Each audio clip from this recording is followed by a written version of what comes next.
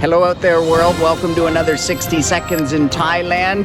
This is the series on my channel that keeps you updated every step of the way as Thailand gears up to reopen for tourism. But today's video is extra special. We'll also be bringing you an on-the-ground report from a correspondent in Italy who will update you on the status of tourism in several southern European countries. It's now October, and in my home country of Canada, the chill is in the air.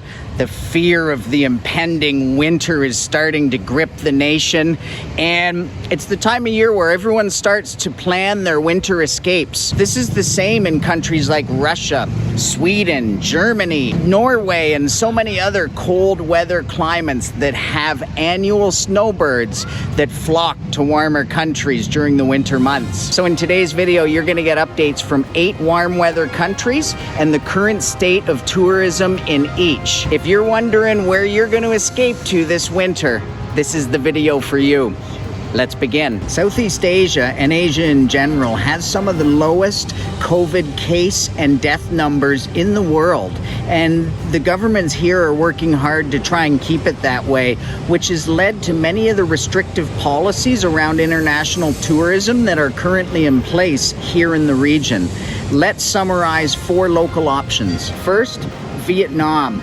Vietnam is not yet open for tourism. They're choosing to first focus on business travelers with a plan to allow up to 5,000 business travelers to enter the country each week. They plan to restrict the initial flight routes to 6 cities: Guangzhou, Seoul, Vientiane, Phnom Penh, Taipei, and Tokyo. So as of now, Vietnam is not an option for tourists. Next, Indonesia. Home of one of the world's most popular islands, Bali, Indonesia was scheduled to become the first Southeast Asian nation to open its borders. They had a plan to reopen back on September 11th, but in the last minute they reversed that plan, and now the only word out of Indonesia is no tourists until the end of the year at least. So scratch Indonesia off your list. Third, Cambodia.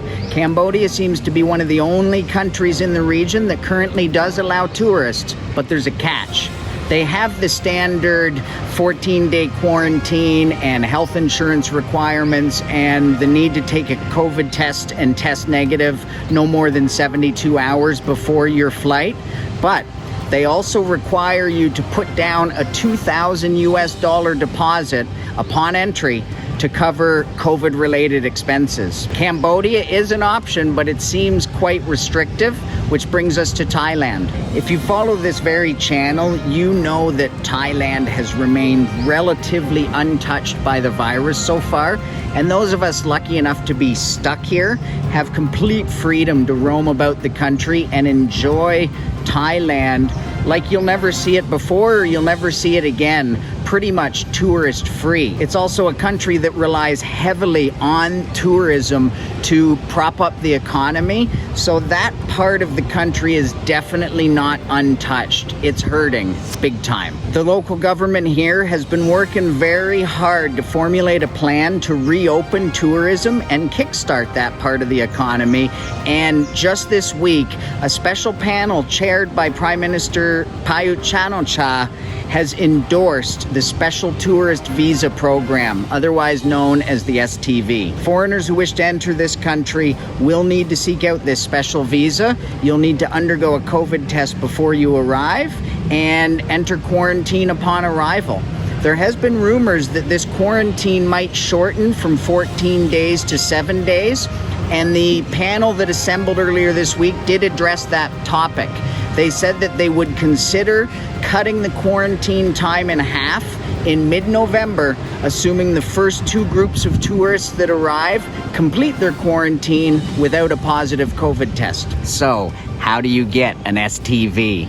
Well, isn't that just the question of the day? Just follow these simple steps. Okay, so maybe it's not that easy, but if you're in one of those countries where old man winter's knocking on your door you might want to put the work in and start the process. I'm not going to go into details here about each step of the way because there's a video on my channel from last week that did exactly that. I will leave a link to this document in the description so you can download it yourself if you're interested in the program. The first step is definitely contact the Thai embassy in your local region. You'll have questions and they'll have answers. Well, maybe they will and maybe they won't. But there's only one way to find out, and that's to call them or go in and visit them, and that's definitely the first step I would recommend taking. Thailand's first step is indeed a baby step. Yes, it's only for long-term travelers. Yes, it's only for people that have enough money to go through the program and undergo the quarantine. And yes, it's a convoluted and difficult process to undergo.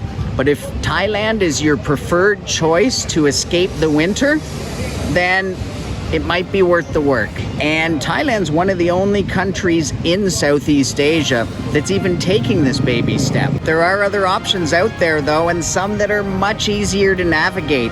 We're now going to summarize the current status of tourism in 4 very popular Southern European destinations. To do that, I'm going to throw it over to my correspondent in Europe. And when you watch his report, you might think, gee, Chris, his voice sounds a lot like yours. Well, it might, but you're just gonna have to watch for yourself and find out. And to do that, just click the link that's about to pop up in about 10 seconds. All right, Adam, throwing it over to you. Okay, thanks for throwing it over here, Chris.